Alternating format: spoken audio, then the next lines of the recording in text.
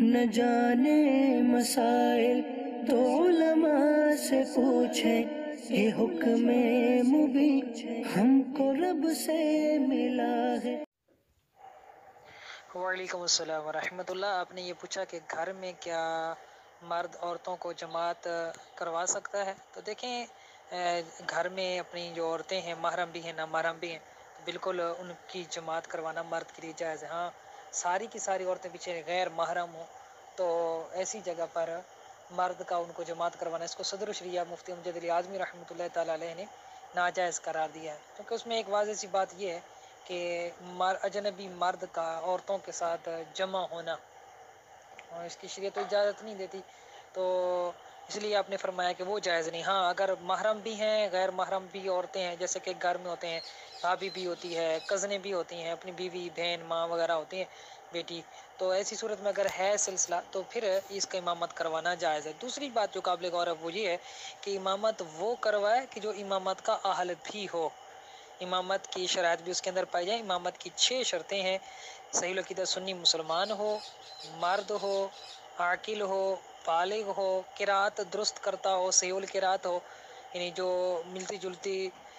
آواز والے حروف ہیں ان میں واضح طور پر فرق کر سکتا ہو، اور وہ شرعی معذور نہ ہو، یعنی اس کو کوئی ایسا عذر لاحق نہ ہو کہ جس کی وجہ سے اس کی طہارت باقی نہ رہتی ہو، جیسا کہ کسی کو پیشاب کے قطروں کا عرضہ لاحق ہوتا ہے، تو کسی کو پیٹ سے جو نا وہ رہی خارج ہونے کا مسئلہ ہوتا ہے اور مسلسل یہ جاری رہتا ہے، تو ایسے لوگ شرعی معذور ہوتے ہیں، یہ امام بننے کے اہل نہیں ہوتے، تندرست لوگوں کی امامت نہیں کروا سکتے۔ جس امام کے اندر یہ شرطیں پائی جا رہی ہیں تو پھر وہ شخص، اور اس کے ساتھ ساتھ یہ بھی دیکھا جائے گا کہ وہ فاسق معلن نہ ہو، اعلانیہ فسق و فجور کرنے والا نہ ہو، اعلانیہ جو ہے نا وہ حرام جو کام اعلانیہ کرتا ہے تو وہ فاسق معلن ہو جاتا ہے، اور پھر وہ امامت کا اہل نہیں ہوتا، یعنی اگر اس کو امام بنائیں گے اور بقیہ 6 شرطیں پائی جا رہی ہیں تو فرض جو نماز ہے وہ تو ادا ہو جائے گی، لیکن چونکہ آپ نے فاسق معلن کو آگے کیا جو کہ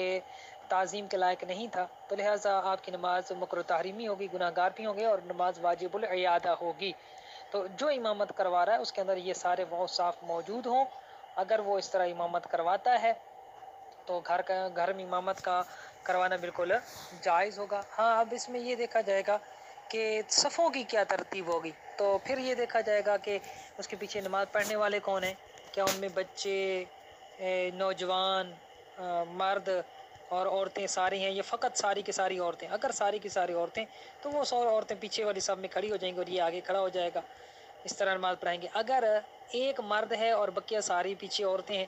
تو یہ آگے کھڑا ہوگا، اس کے سیدھی جانب پہلو میں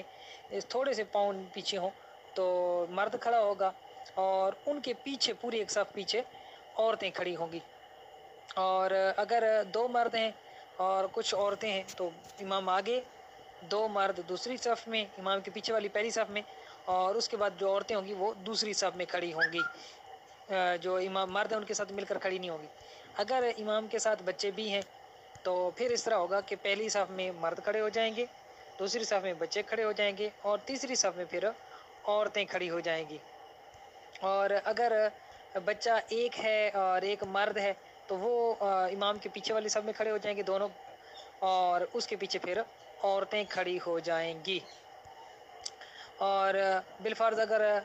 سارے کے سارے بچے ہیں پیچھے اور عورتیں ہیں تو مرد آگے، اور دوسری مرد کی والی جو پچھلی صف ہے یعنی پہلی صف، اس میں سارے بچے کھڑے ہو جائیں گے، اور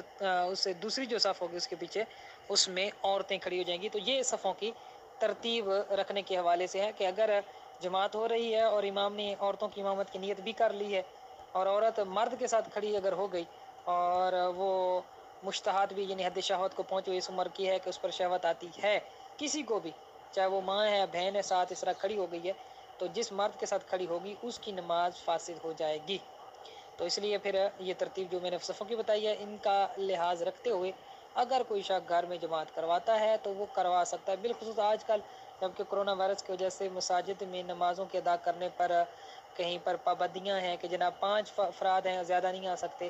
اور کئی جگہ پر تو نہیں ہے، یہاں پر یہ اس طرح کی پابندیاں ہیں، وہاں پر تو بالکل جو بقیہ افراد ہیں وہ گھروں میں نماز پڑھ سکتے ہیں، نماز پڑھنے کی اجازت دی ہے۔ ہاں، جن کو اجازت نہیں ہے یعنی وہ اگر چاہیں تو مسجد میں نماز پڑھ سکتے ہیں، کوئی شدت نہیں ہے، تو وہ پھر فرض نماز کم از کم وہ مسجد میں امام کے پیچھے پڑھ کر آئیں، اور تراویح وغیرہ کی اگر جماعت کروانا چاہتے ہیں گھر میں تو وہ ان کے لیے جائز ہے۔ البتہ افضل یہ ہے کہ تراویح کی نماز بھی مسجد میں ادا کی جائے، لیکن چونکہ فی زمانہ ماحول اس طرح کا چل رہا ہے کہ یہاں پر ہجوم سے منع کیا گیا ہے، تو اگر گھر میں بھی کوئی تراویح کرواتا ہے تو اس میں بھی کوئی مذائقہ نہیں ہے۔ اور حدیث مبارکہ کا مفہوم بھی ہے کہ گھروں کو تم قبرستان نہ بناؤ، ان میں نماز پڑھتے رہنے کی ترغیب دی گئی ہے۔ تو اس کا مطلب یہ نہیں ہے کہ فرض پڑھنے کے لیے بھی مسجد میں نہ جاؤ، مطلب یہ ہے کہ فرض کے علاوہ یعنی سنت قبلیہ یا بادیہ وہ گھر میں ہونی چاہیے، نوافل وغیرہ گھر میں پڑھتے رہنے چاہیے۔ اور ان دنوں میں جب مساجد میں پابندی ہے اور ایسا بھی کہا گیا کہ اگر ان پر عمل نہ کیا گیا تو ہم مسجد کو سیل کر دیں گے، تو بجائے اس کے کہ ہماری وجہ سے مسجد اگر سیل ہو تو بہتر ہے کہ گھر میں نماز ادا کر لی جائے۔ لیکن یہ ان جگہوں کی میں بات کر رہا ہوں جہاں پر واقعی شدت اور سختی ہے، اور جہاں پر نہیں ہے تو وہاں مرد کے لیے افضل وہ مسجد ہی ہے، وہ تراویح کی نماز ہو چاہے وہ فرض نماز ہو۔